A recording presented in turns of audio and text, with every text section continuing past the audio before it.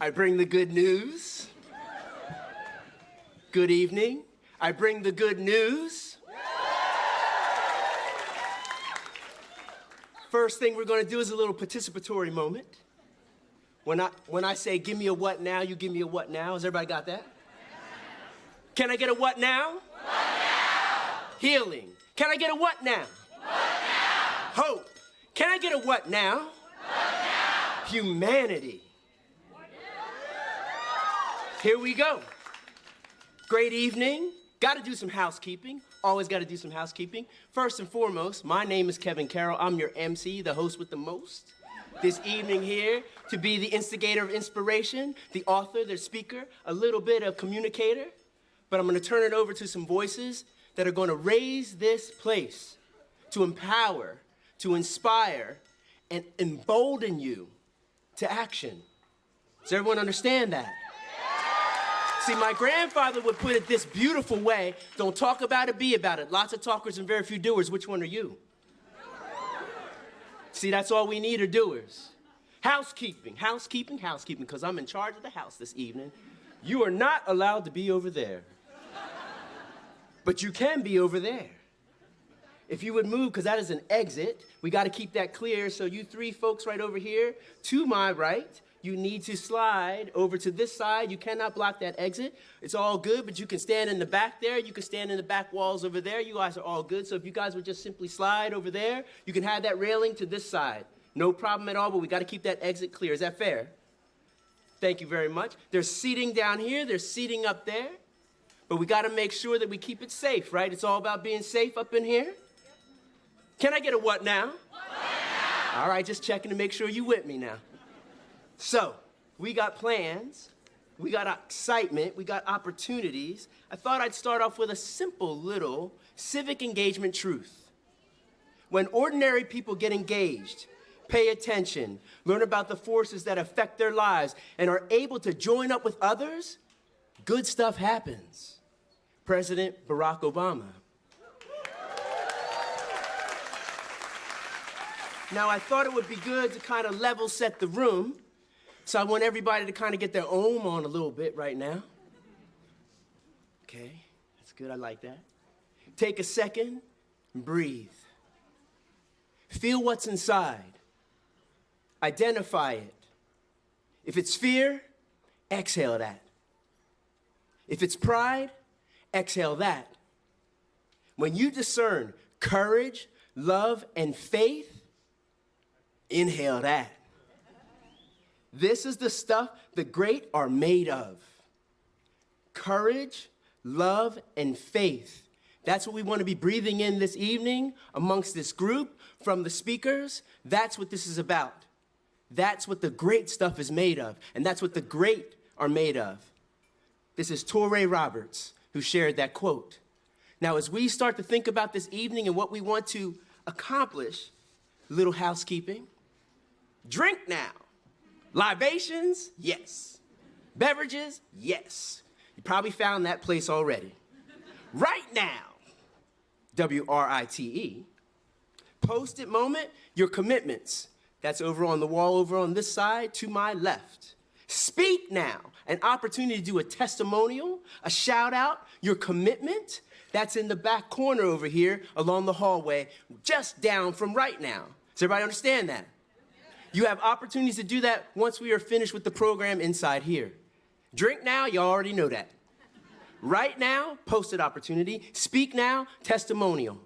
We need you all to share your voices.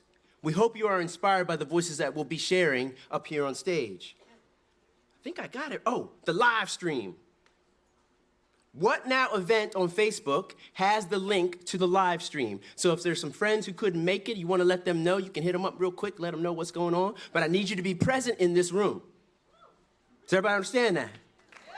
Present in this room, present in this moment. That's how we're going to activate our intention. So I am excited to invite our first person up here on stage. Now this young lady is what I believe to be a human catalyst, an excitatory agent that speeds up or changes the process, someone who actually activated this moment. Natalie Sunderleaf Sept. Let me give her a proper introduction. Natalie is a sixth-generation Oregonian with heritage tracing back to the Oregon Trail. Elected Girls Nation representative in high school, and ever since that day, she has split her life between art and politics. Her unique and diverse work history includes art teacher, coach, volunteer organizer for Obama, campaign manager, district representative for Congresswomen, restaurant manager, farmhand, and a press lead for Hillary Clinton's advance team. She's maintained an art practice throughout and gained local fame for her portrait series called The Dishwasher Project.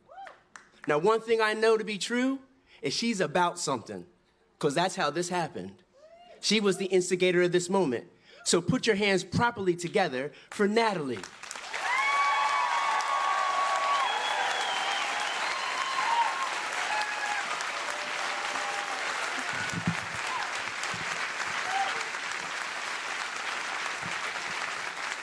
Hey, how's it going? Can't believe you guys are all here. This is amazing. I just got back to Oregon, and then this happened. About 4 months ago, I left Oregon and drove cross country to work on Hillary Clinton's advance team as a press lead.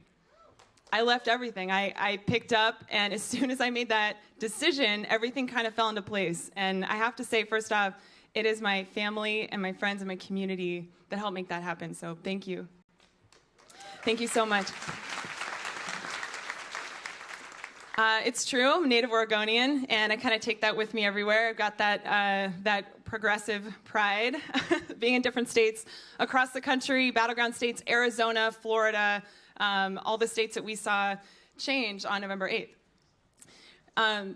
Being across the country and devoting myself to that service is something I'm really passionate about. And it's so crazy to be on stage right now because so often I was where you guys are sitting or behind stage or right in the buffer area or something else. As a press lead, you are invisible. You are the concierge to the press. You do not get in front of the camera. So now here I am where I'm not supposed to be in front of the camera, but I am here working and so humbled by everything that I have witnessed tonight. It is incredible to see you all here, and I'm so happy that you too felt like we could not give up and we had to do something different. I want to thank you.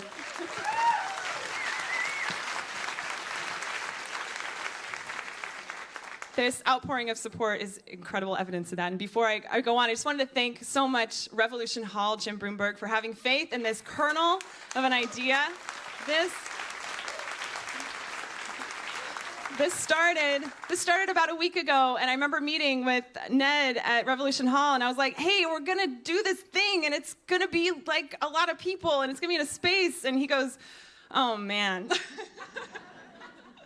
But thank you to him and to Brian and to the others at Revolution Hall for helping us make this happen. But there are so many people here that made this happen tonight, not just these folks, but an incredible team. When I was sitting in New York City after coming from the Javits Center on election night with results that we hadn't expected, I remember thinking, I could give up. I could sit down and be sad and mourn, and I did. I mean, we were all devastated. But when I thought about the only place I wanted to be, it was coming home to Oregon. And I started reaching out to people and saying, what can we do? What now? And I had this incredible outpouring of response. And what started as just this tiny organized meeting of maybe 10 people has grown into this, into you. And you're here, and all these people are here. And I just wanted to tell you that there are so many people that made this happen tonight. And I'd love to thank, first of all, I'd love to thank Kevin Carroll for coming forward and shepherding this event. Thank you so much for being here. I can't wait for you to hear more from him. And for Dave Lobenthal for introducing us, thank you. Thank you to my family and friends for supporting me, especially on this excursion to the Hillary Clinton campaign. Thank you, Nancy Hamilton, for investing literally in this event to make it happen. Thank you. Lostlander and Other Music tonight, that I'm so happy that they can be here and add their voice. Ana Del Rocio and Alberto Moreno and Liz Woody, incredible speakers you're going to hear from later for sharing their voice. Also to my team who really brought this together, Rebecca Gates, Troy Duker, Julia Raymond, Jill Rozelle, Sarah Guest, Stacey Brewster, Rebecca Burrell, Stephen Green, Lisa Bauer, Rachel Gallen, Alex Landers, Gail Heyman, Dana Beck, Ryan Mann, Jonathan Stoll, so many other people. Can we just give them a round of applause?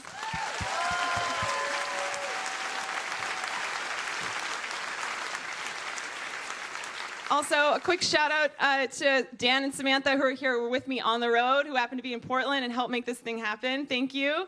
You guys also been here. And then just thank you to all of you for being here tonight and for wanting to do something and share in a positive vision. These organizations here are by no means a full representation of all of the incredible work happening in the state. There are important issues around urban-rural divide and others that came into sharp focus even in this last year. And others that do not have the capacity to be here because this came together so quickly, literally a week ago, and now it's happening. We had no idea that this event would take off like this, and when we conceived of it a week ago, I was worried we weren't going to be able to fill Revolution Hall, and we are at capacity. We are at capacity and beyond. And for the past 3 days, we've been fielding calls and emails about how to get tickets and how to get in, and I can tell you that this is the beginning. This event is the beginning. This event is by no means an antidote to the world's problems, but it is more of an opportunity for us to find our common ground and ignite our own positive and productive change. For some of these organizations, you may not know, they take in hundreds of you all, these eager volunteers and attendees.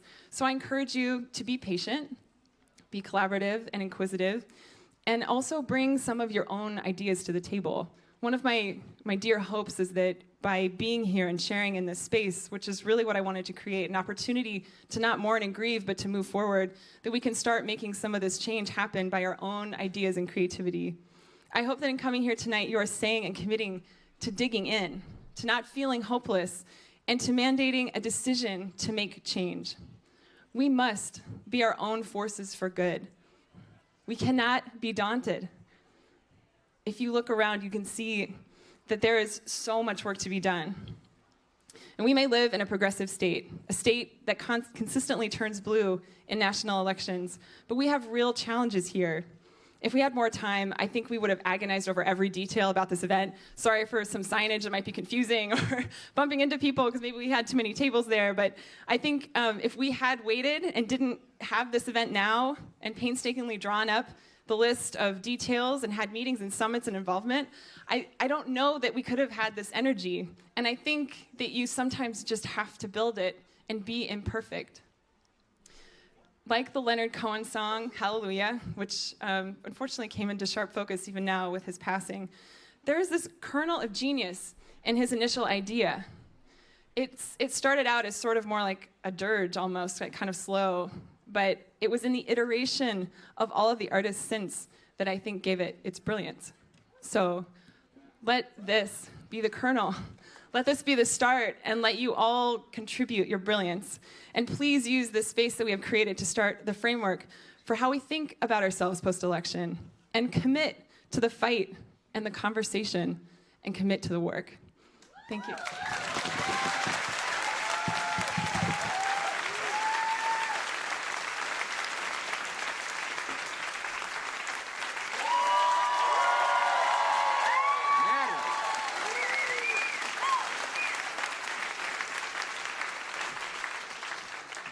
Courage is shown in acts, not in words. It is not bluffing, arrogance, or madness. A courageous man or woman is the one who dares to do what he or she finds is right and bears the consequences of his or her acts, whether they be political, social, or individual. Courage. Natalie. Boom.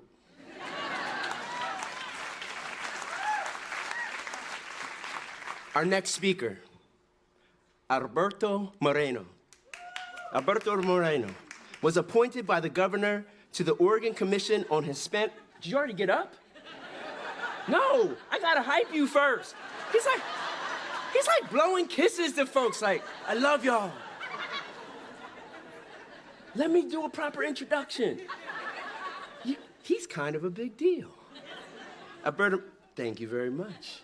Alberto Moreno was appointed by the governor to the Oregon Commission on Hispanic Affairs and was recently elected as chair for this August commission.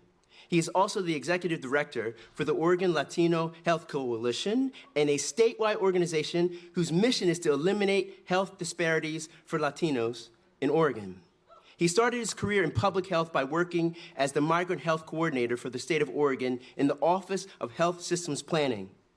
One thing I love about your bio, which I thought was fantastic, Mr. Moreno is originally from Mexico and is a recovering boxer from Chicago, right?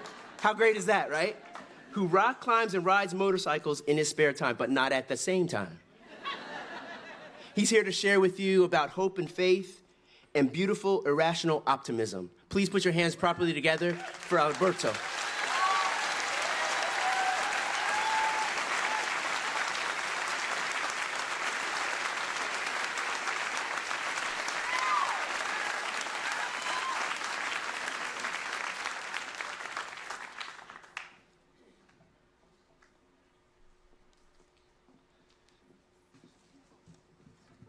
I feel obligated to first apologize to the people above me. The view of the top of my head is really not not the most attractive feature I have, so my apologies to you. I want to also thank the three folks that clapped before I came out here. My wallet is a little bit leaner since I paid them to do that, but thank you.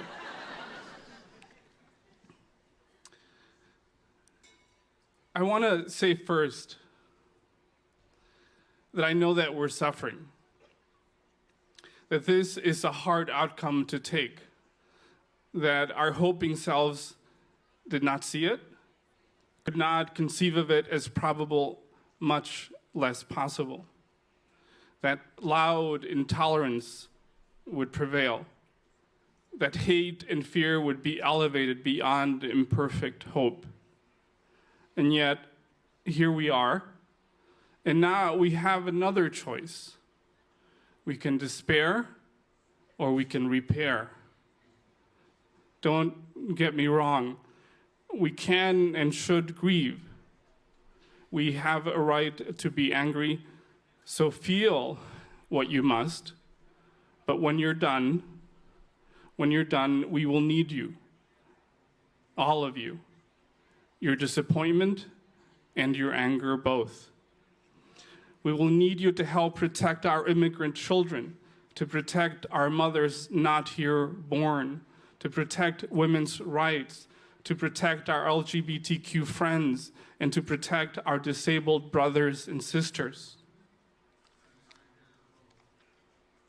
So grieve now if you must. But when you are done, join us in our fight to make Oregon a kinder place for all. I want to talk about what the election results are, what President-elect Trump represents. And I want to say that it is possible to look upon this descending darkness and despair, or it is possible to look at it as an invitation for us to light great roaring fires.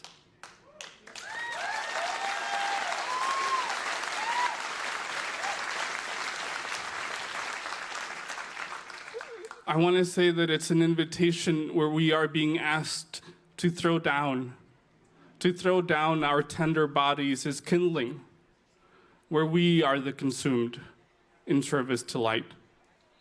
So grieve now if you must grieve. But when you are done, join us in our fight to make Oregon a better place for all. Tonight, I'm remembering a quote by St. Augustine, which is a salve upon my spirit, and I want to share that with you. And he said, "Hope has two daughters.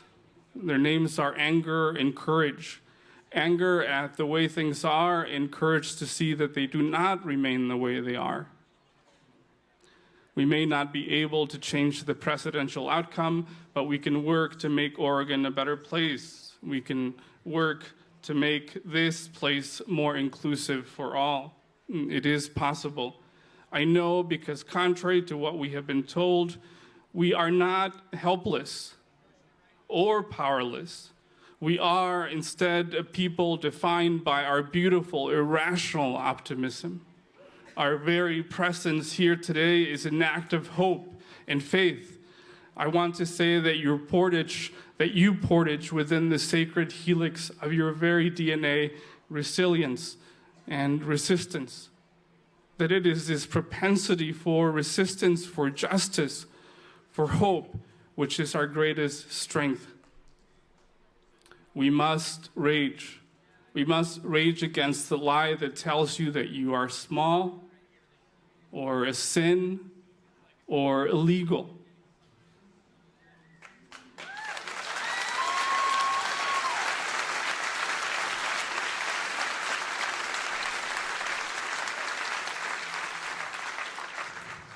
And know instead that you are grace incarnate waiting for itself.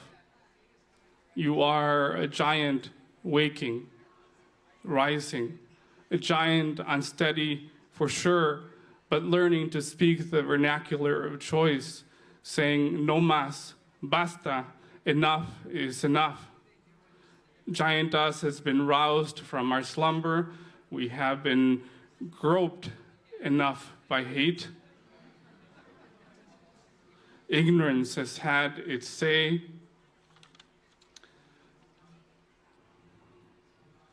For a long time now, we have gazed into the horizon expectant, waiting, I think, maybe for others to deliver us. But we have grown tired of waiting, have we not? And I think we have finally realized that no one else can speak for us, stand for us, but us. Too long now we have been defined by our resounding silence, but I want to come to the defense of silence, and I want to say that silence is simply hope in repose. But we need to do more, act more, speak more, vote more. We have to stop speaking sweetly to injustice. We must raise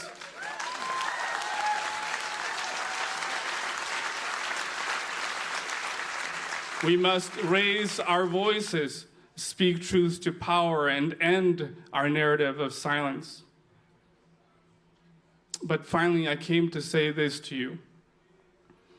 I worry that as a community, we are waiting for a single leader to deliver us, for a single leader to emerge and end the injustices faced by tender us. But I don't think anymore that is how it works. I think leaders like Cesar Chavez or Martin Luther King were just a mindfulness bell. Their lives an invitation to us to help keep the promise of justice for all of us. I want to suggest on this November night here that you are this legacy resting, that you are this justice waiting. ¿Se puede? ¿Se puede? Sí se puede. Thank you, everybody.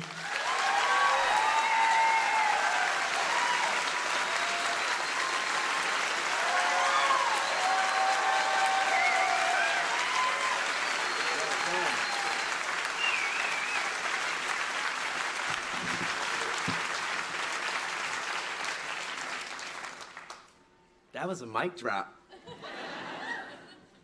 You didn't let me know you were holding it like that? Alberto. That was a fighter, wasn't it? That was a boxer, wasn't it? He was reminding us. Sorry, this is obstructed view right here. You didn't know that, did you? It's all good. It's all good. A fighter, a boxer. Victim versus fighter. Isn't that the choice you have every day when you wake up? When you see the light of day? That is the choice. Each and every one of us makes that choice. Alberto, you were demanding that we fight, that we raise our game, to not put faith in a single person. It is the people that are going to make the difference. We're going to make the difference. So the more that we recognize that, and it starts with gatherings like this, the brand new militancy is here, and it's in this room. And the more that we start to understand that, and we feel empowered, and we feel emboldened, and we connect, and we stay connected, and we act on that intention. A challenge to all of you is to meet 3 new people before you leave this evening. 3 people that you didn't come in with, meet them. Find out why they came here. Find out if you have something in common or not. Find out if you can assist them in their endeavor to advance this state and then the nation. Is that a fair challenge? Stop waiting, Alberto said. Stop waiting. They have awakened a sleeping giant. They have awakened us. Each and every one of us has an opportunity. Do the best you can until you know better. Then when you know better, do better. Maya Angelou. Our next speaker.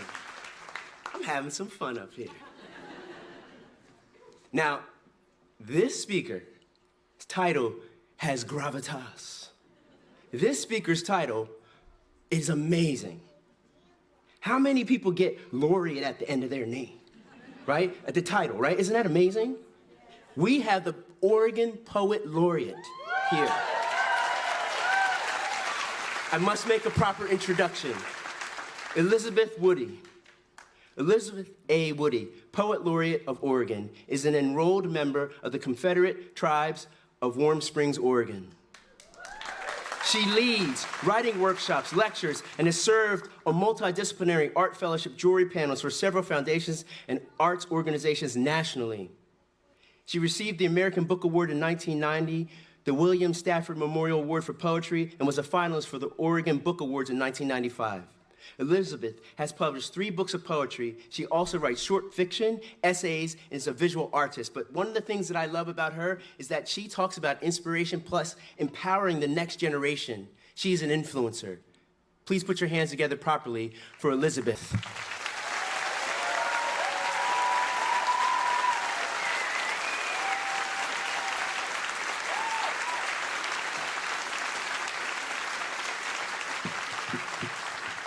Well, hello, all you beautiful people. I am here as the daughter of a radical militant activist.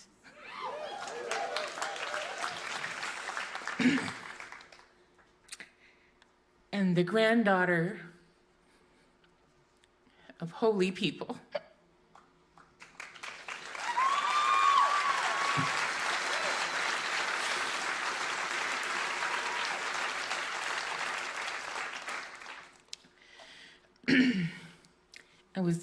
Once, I have to laugh a little bit here. I was once described as a volcano by a policeman who obviously had some fear of me. But I was raised in the state of Oregon. I was born in Arizona. And for the years of childhood, many years of my childhood, didn't know my mother, who was an alcoholic and lived on the streets.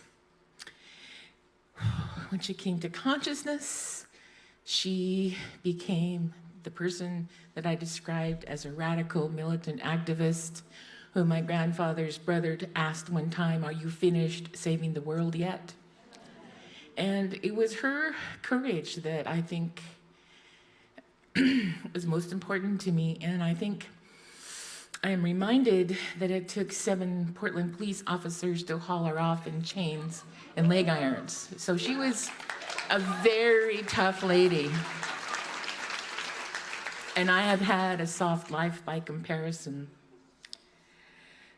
The mountains around here are all volcanoes. We're on the Pacific Rim of fire. We live with constant change and constant chaos.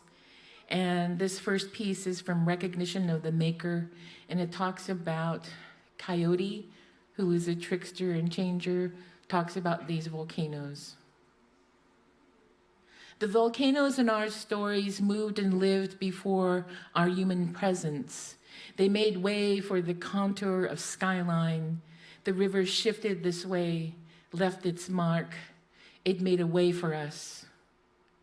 Coyote walked here and made this so in this time's beginning. Songs are sung through our lives and are a part of how we follow. There is a difference here. We dream. We know our bodies are made of all these elements. On this land, we are all motion. We age, society changes, new people arrive, old people leave, memory stays. And the land is the long memory. For many years, also growing up, we had a lot of focus on us from the FBI, and my sister would give them the peace sign when we'd come and go from our house, and my mother would take them out coffee on cold days, and one time she'd fix their car. And we'd get stopped, and we'd get searched, and we'd have our car taken apart and all of this stuff, but the thing that I think was most important for us to remember was my mother believed in always having love in your heart. And so she always looked at things in that perspective. And when she decided to change, make the biggest change in her life, what it became was spiritual change.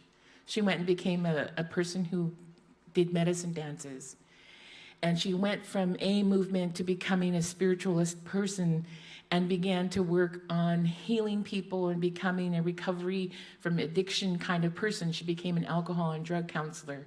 And she said, if you can save any child, do so by being present. And that's what she did with her life, by being present.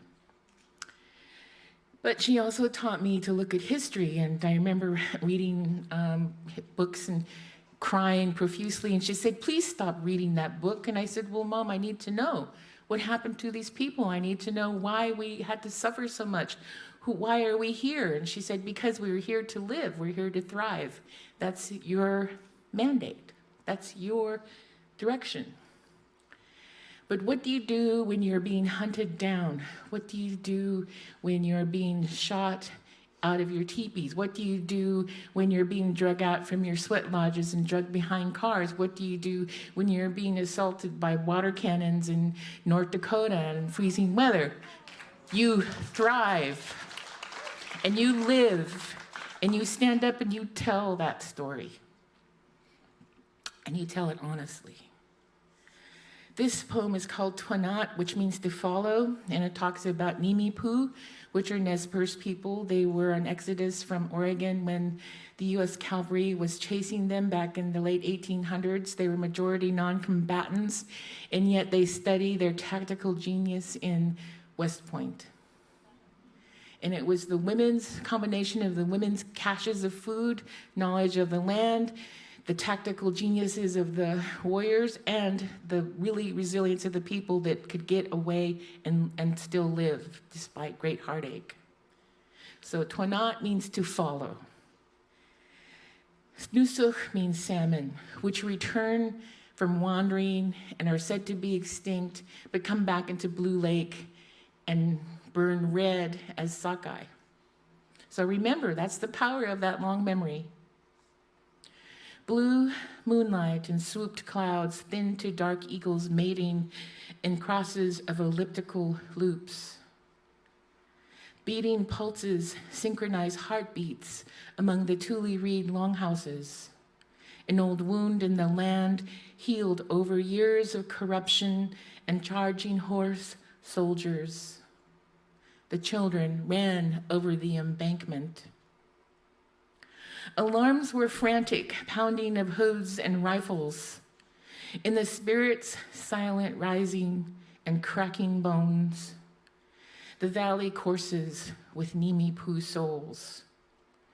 At times, one hears music in the leaves. It is light and tinkles of shell, rapture. Runoff torrents with moonlight, ice, exhale, breathe deep, organ pipes moan under the ribs from church. The ancestors sing despite conversion. This is not one voice, but the beginning of all voices in unison. Yes, crescendo waves of spiritual utterances of the plateau canyons. Blue herons rise. The river returns pervasive with silver and red nusuk.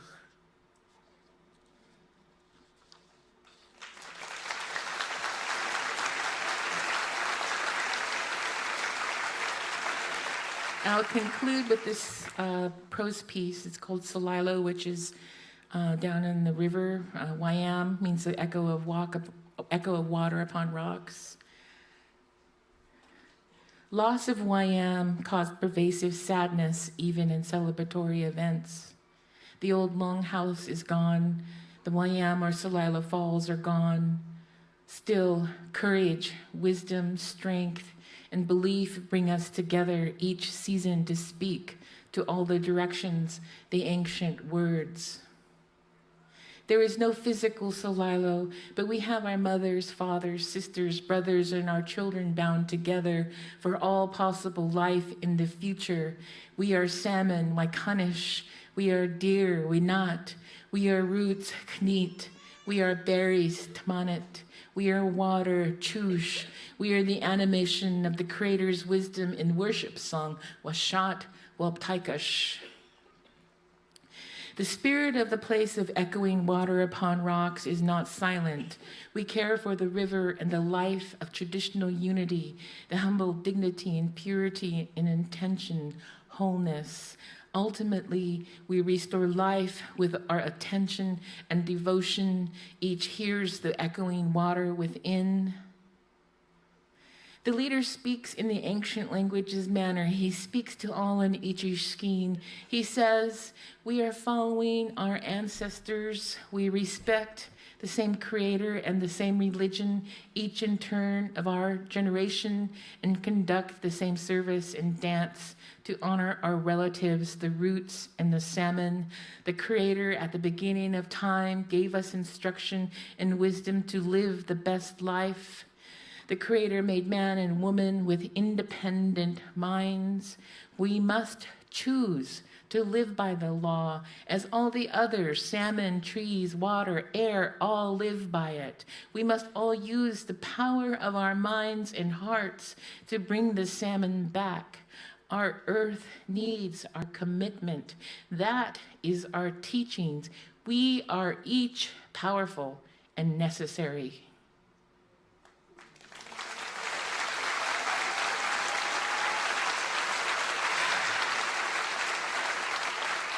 All lift their hands, palms open and upward to acknowledge and recognize the speaker's truth.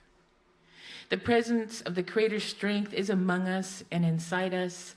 The words enter the greater and expansive essence of living earth. We are land, we are water. Our passion is the fire in our home's hearth. We all exchange the same air and exclamation. We are all one. Thank you.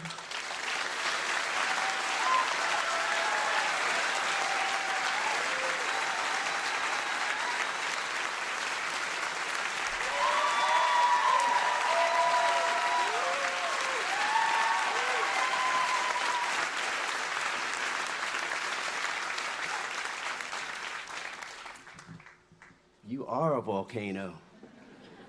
I jotted this down, though. I think you are the volcano of possibility, love, faith, and courage. You represent the stuff that greatness is made of. And you shared that with all of us in here. I hope you all were present. I hope you took that in. I hope you inhaled that. Because what you shared, Liz, that's truth. And when you said voices crescendo, that's our opportunity, isn't it? The voices in this room, we all have a voice. There just may be these specific ones sharing up here, but we all have a voice. How do we build all of our voices to a crescendo? It's with action, isn't it? Don't talk about it, be about it. Lots of talkers and very few doers. If we build the proper crescendo, who could ignore us? No one. powerful and necessary. I love that you said that. Each word she was sharing spoke to me. If you were present, you heard a word or two that really resonated, that echoed and vibrated through you. Hold on to that. Recognize that. Take that out of this room and activate it. I really appreciate you.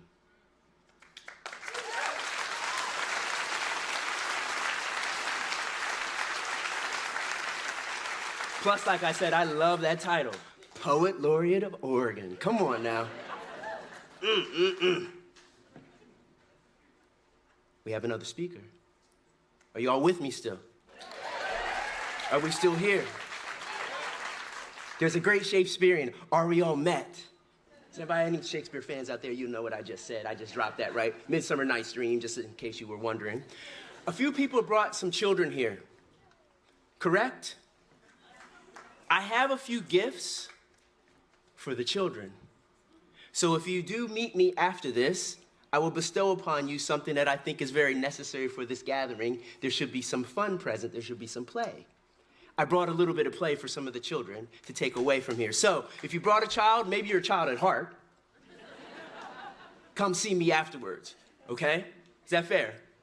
Because I heard a child up there, they might have left because they thought that they were annoying, but I thought it was lovely. I thought it represented exactly what all of us need to have in our hearts. That childlike wonder, that curiosity. That's what we need. Are we ready to bring up our next speaker? Ready to welcome her properly?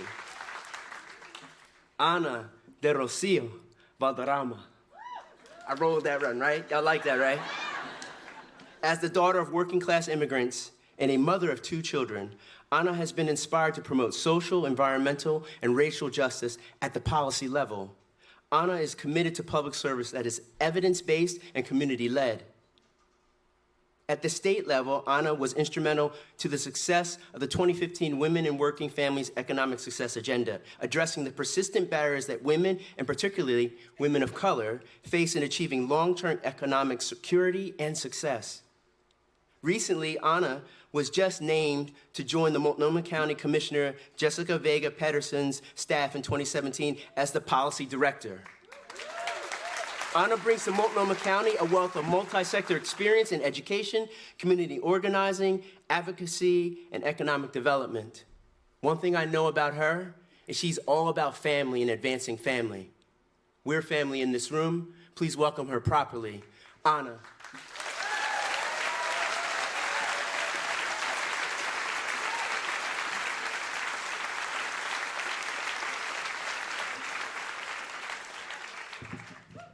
Thank you, Kevin. Thank you, Alberto and Elizabeth. I want to start first by acknowledging that we are on indigenous land. Multnomas, Malawas, the Halapuyans, the Taitilpums, Clacamas, and many others. I want to humbly request the permission of the ancestors of these people and my own ancestors, of Pachamama and the Creator, that they grant us permission to gather here tonight in the name of healing and then in the name of justice. What now? I think about the last time that my family faced that question. I think about what it must have felt like, in the words of poet Nayera Wahid, to break the ocean in half to be here, only to meet nothing that wants you. They pressed on. No English, no papers, no money. They pressed on.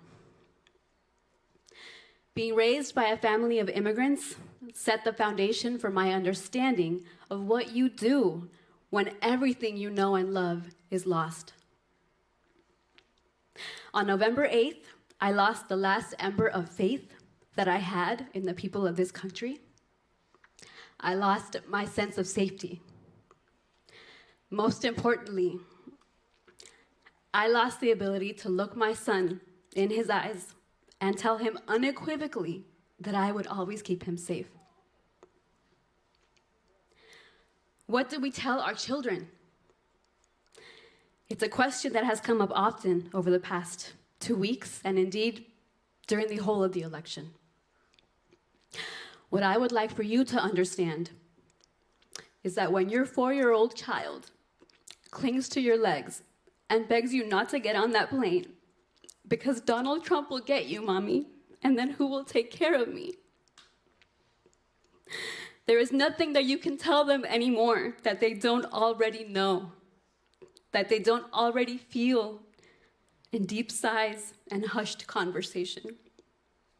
They already know that the bad guy won. I don't need to explain the Electoral College. I don't need to explain that life is not fair. What I need to do, what my son needs me to do now, is to roll up my sleeves, get in the trenches, and show him that I am fighting for him every day.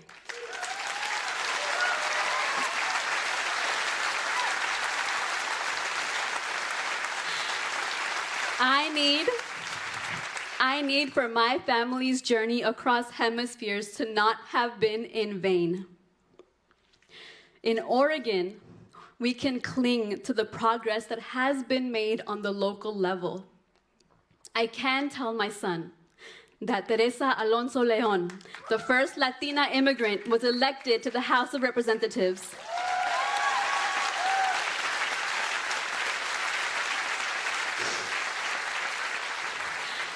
I can tell my son that I work for a county commission that is made up entirely of women, and for the first time, mostly women of color.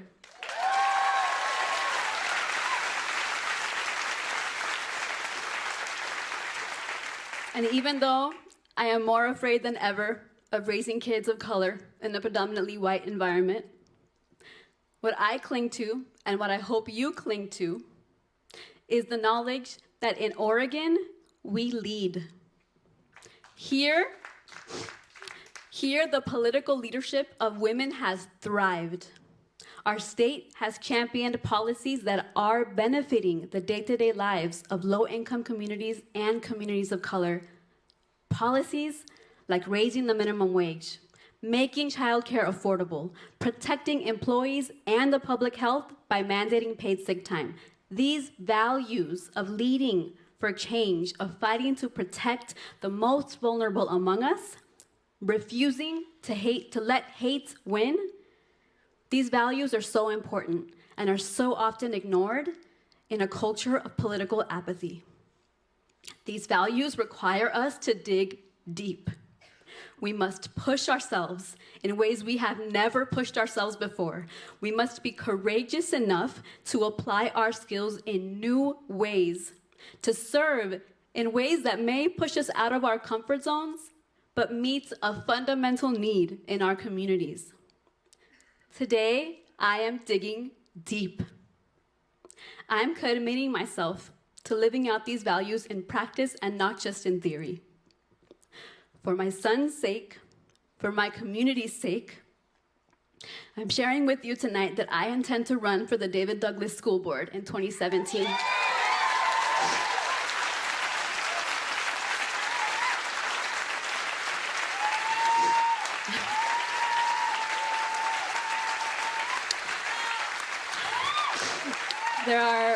There are currently no board members in David Douglas with public teaching experience, nor has there ever been a person of color elected to the board, even though the district serves an overwhelmingly diverse student body.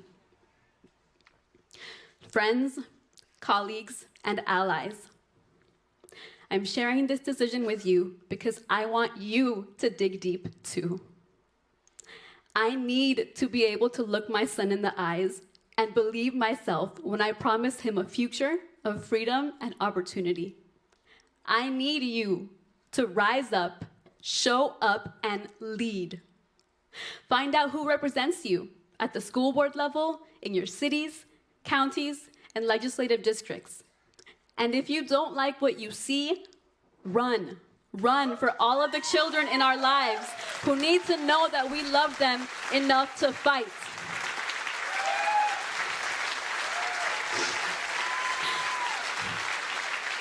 And if electoral politics aren't your thing, and that's cool too, press on in the best way that you know how, but press on.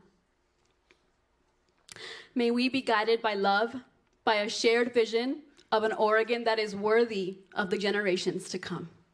Thank you.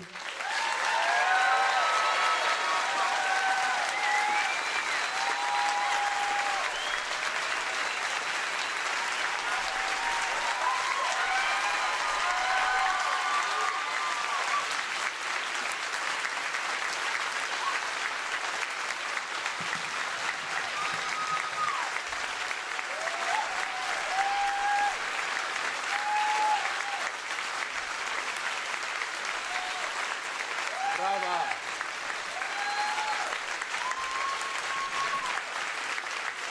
Your honor.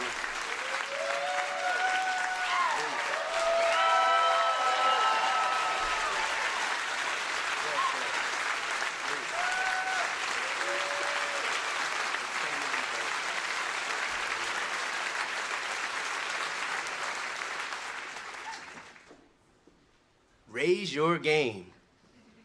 Dig deep. My goodness. In that little package. Wow. Fire up here, huh? You should be excited. You should be ready. You should be undaunted. Nothing is too big. Audacity is what we ask of you. We need you to dream big. Be audacious. Come together. Recognize that my actions may seem small, but their collective impact will be great. Our actions may seem small, but collectively, it will be great. We have to advance together. Some of the things you said were so beautiful, Anna, and so powerful, but that commitment, that intention, and it made me think of this opportunity to share a bit of a credo. When we rise and hit these streets, we bring everything we love. Our dreams, our fam, our school, our community, our biz. We believe that the game of life is more than a game to us. We never see obstacles, we only see opportunities. We know that our ideas and our actions matter. So, my dreams, my fam, my school, my biz, my community can count on me to listen, learn, lead, and show up. Because my goal is to rise up. Our goal is to rise up. And everyone will know that we lead here, not only in this city, but in this state. We need to be recognized as that. This is a maker community. People look to us to make, so let's make some change. Are you with me? I need each and every one of you to properly thank our speakers this evening, Natalie, Alberto, Elizabeth, and Anna. Each of them, please.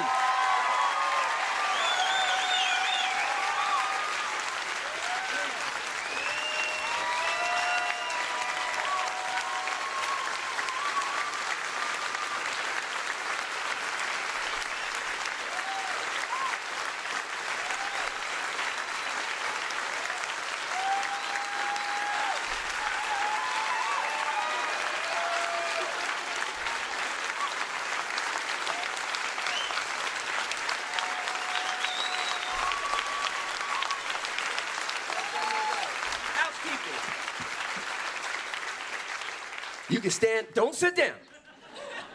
Housekeeping, opportunity, drink now, we know all about that. Speak now, opportunity to tell a testimonial, right? Testify a little bit. Right now, Post-its. Sign up now for something. Can I get a what now? What now? Action. Can I get a what now? What now? Healing. Can I get a what now? What now? Hope. Empowered. Game on. Peace.